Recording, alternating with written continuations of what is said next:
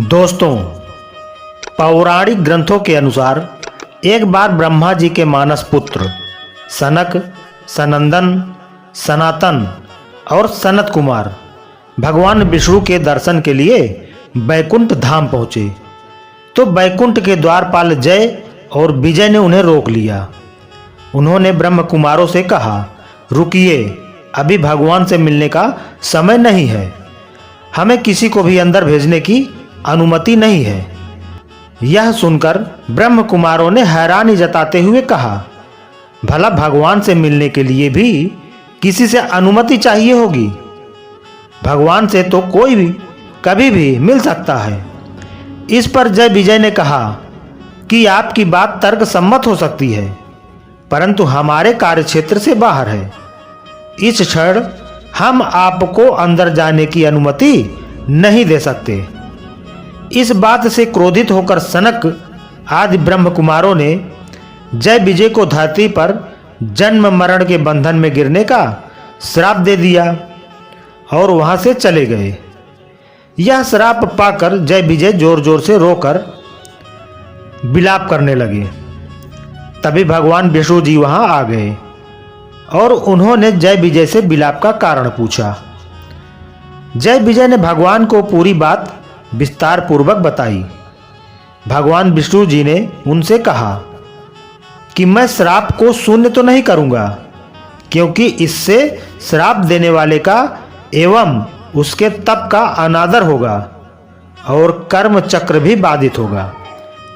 परंतु तुम अपने स्थान पर अपना कार्य का वहन कर रहे थे, इसलिए मैं तुम्हें इस श्राप से शीघ्र मुक्त होने के दो उपाय बताता हूं। तुम अपनी इच्छा अनुसार कोई एक चुन लो।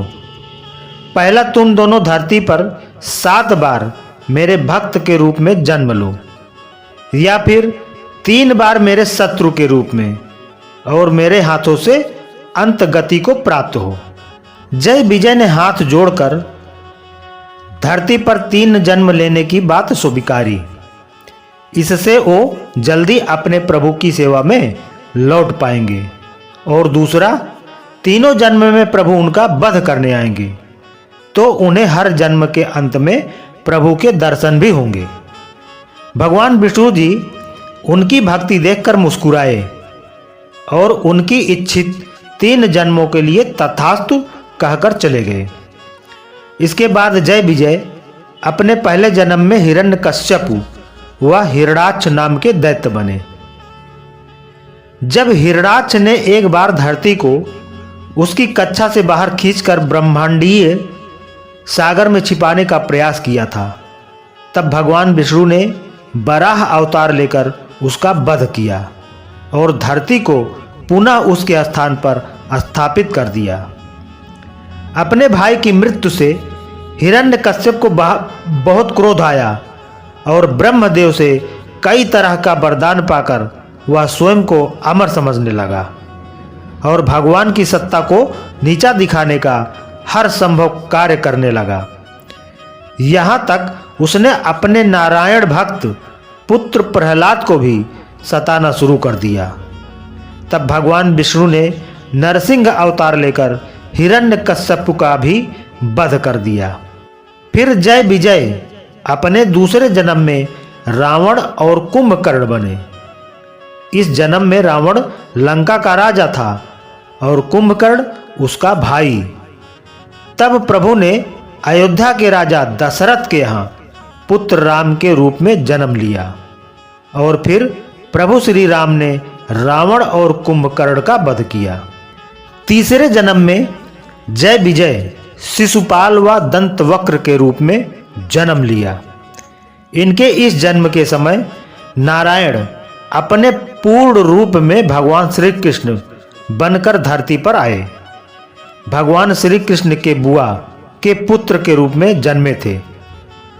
शिशुपाल और दंतवक्र भाई होने के बाद भी ये दोनों भगवान श्री कृष्ण से बैर रखते थे और प्रभु को शत्रु मानते थे। इनके बुरे कर्मों के चलते इस जन्म में श्री हरि ने इनका वध किया। इस प्रकार ये दोनों 3 जन्मों तक प्रभु के शत्रु के रूप में जन्म लिया और प्रभु के हाथों मुक्ति के बाद वह पुनः जय विजय के रूप में बैकुंठ लोक चले आए, लौट आए। तो दोस्तों, कहानी अच्छी लगी हो तो लाइक करें, शेयर करें और इसी तरह की कहानी सुनने के लिए हमारे चैनल को सब्सक्राइब जरूर करें। धन्यवाद। दोस्तों, प्राचीन समय की बात है, समस्त स्वर्ग लोग उत्साहित था। भगवान नारायण स्वयं माता लक्ष्मी के साथ अपने विवाह में सभी को आमंत्रित कर रहे थे। माता लक्ष्मी के साथ भगवान विष्णु का विवाह कुंदनपुर नामक स्थान पर हो रहा था, जो माता लक्ष्मी का निवास स्थान है। सभी देव भगवान विष्णु की शादी में सबसे अच्छा दिखना चाहते थे, जिसके लिए वह जोरों शोरों से तैयारी कर रहे थे। सभी देवों में सर्वश्रेष्ठ कपड़े पहनने की होड़ लग रही थी। जैसे ही सभी देव तैयार होकर बारात में शामिल होने के लिए भगवान विष्णु के घर पर इकट्ठा हुए, तो उन्होंने देखा कि भगवान गणेश घर में प्रवेश कर रहे हैं। भगवान गणेश को वहां देखकर सभी देव काफी परेशान हो गए, क्योंकि वह नहीं चाहते थे कि गणपति जी उनके साथ कुंदनपुर आए। इसके पीछे कारण यह था कि वह असामान्य दिखते थे और खाना भी अधिक मात्रा में खाते थे। देवताओं ने यह भगवान विष्णु से कहा कि वह सभी लोग बहुत अच्छे दिख रहे हैं, लेकिन गणेश उनके साथ सही नहीं लग रहे हैं। हालांकि जगत पिता भगवान नारायण भगवान गणेश को पीछे नहीं छोड़ना चाहते थे, लेकिन देवताओं के दबाव के कारण उन्हें यह स्वीकार करना पड़ा।